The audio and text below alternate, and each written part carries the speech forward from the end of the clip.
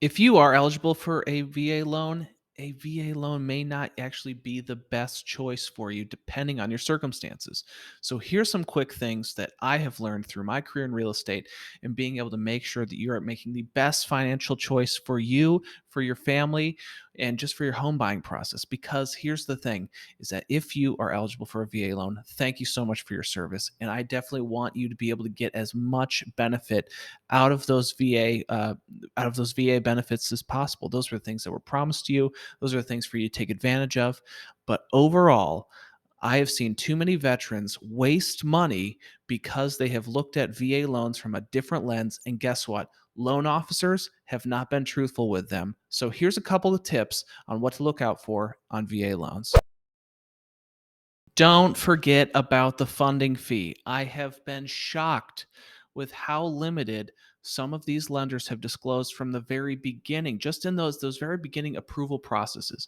For they are just forgetting to say, "Hey, this is exactly how much that you'll need for a funding fee." And depending on your credit score, some lenders they're required to actually have you pay that in cash. Other times, you're able to roll that into the loan, and it's just an interesting and just a crazy dynamic that if you don't have a lender that's actually used to doing these and being able to maneuver and be able to disclose to you what some of these funding fees are, that is one of the biggest things that I've actually this year I have lost a transaction because of the fact that the loan officer did not disclose up front how much the funding fee was going to be, or even just give a ballpark number.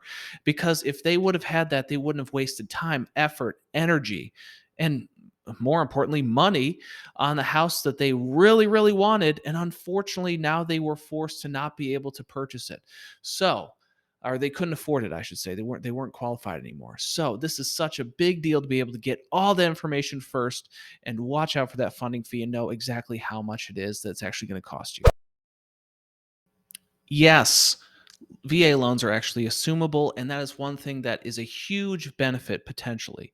But right now, we're in a little bit of a different time frame to where if you already have actually used your VA eligibility for you to be able to purchase a home and you want to have that be an assumable loan, here's the issue is that actually most likely your home is worth a lot more if you bought it a few years ago. Most likely it's worth a lot more, but where is the rest of that money going to come from? So let's use easy math. Say you only owe $50,000 on your house.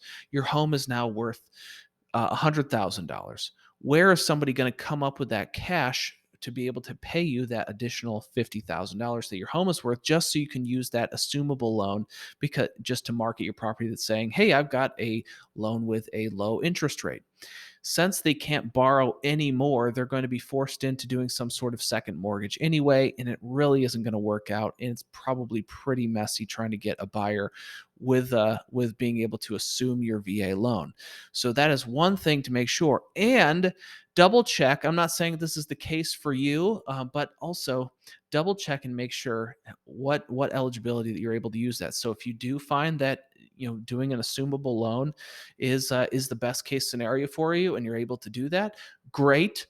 But also make sure, is that something that's going to be able to affect your eligibility for maybe purchasing the next home wherever you would be going next? And also there's a couple of things of releasing your liability from the loan or obligation to the loan after it's assumed. You have to make sure you get some of those things in writing. So that is a big deal of, yes, it's assumable. Yes, that can be a great benefit, but at what cost? So, anyways, look into more information before you do something with an assumable or look to market that assumable loan. Using financing to its maximum potential is actually more of an art than just a business transaction.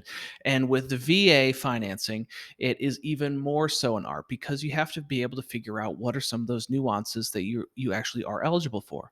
I know as a combat veteran, if you're wounded, they don't have that funding fee, so it makes a heck of a lot more sense for you to be able to use your VA financing when you don't have that funding fee that's required of you.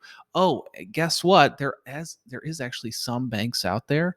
There's not many of them at all. That if you apply and have, it's really, unfortunately, it's for more so a positive credit people. But there are cases to where you can actually not pay that funding fee. There are some lenders that don't charge that. I know that there's going to be some loan officers that may watch this and say, okay, now this guy's telling lies. No, I actually do know of banks that actually does not charge a funding fee if you apply. Obviously, there's kind of some things there you have to apply. You have to be able to get approved for this program that they actually have veterans in, but they actually do have that.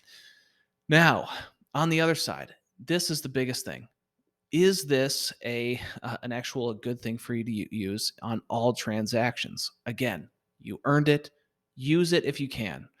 But I've actually had veteran clients that we've looked at the numbers and realized that it does not make sense for them to use their VA eligibility. And it actually, in some cases, costs them more money to use this VA eligibility because, again, you are at the mercy of a couple different things. VA loans are almost all the time sold off Fannie and Freddie in the secondary market. And not to get into the weeds on that, but for a certain time, especially this past year, they were not offering very great pricing for VA loans. So would have actually been better just on a rate standpoint for you to actually go just a standard conventional. That was with no other incentives in there. Now, the biggest thing that I see for you, again, watching out and making sure is this the best thing for you to use your VA loan, is because, again, depending on the funding fee, but if you were to take that funding fee and say, you know what, this isn't a part of our loan, you're going to use, maybe you're upgrading houses or moving out of town. Actually, just talked to somebody yesterday randomly in the gym talking about this, talking about him using his VA eligibility. And it actually came about to where it wouldn't have made sense because of the fact that he was making so much equity on his house, his current house, that he was going to be making so much money to be able to use that down payment. It would have been a negative effect for him to actually use his VA eligibility for purchasing that house. So, all that to say is yes, use it if you can, but watch those numbers. Make sure you're figuring out and doing the numbers long term, short term. What is this actually going to look like? And just make sure that is the best financial situation for you. If I could sum up this entire video in just a very quick couple of words, it would be just find a lender that you can actually trust that knows what they're doing. Because if you have that, you're not going to have to worry or even check on any of the things that I already talked about in this previous or in this video. So, having the right team in place is pivotal for you to be able to not waste money. I mean, just as simple as that, not wasting time, not wasting money, and being able to just be able to have the fastest and best and time saving and money saving experience. So, with that, if you are thinking about buying or selling a home here in the Columbus, Ohio area, please give me a call. My information is actually in the description of this video, and you can feel free to reach out to me anytime, call or text. Thank you so much.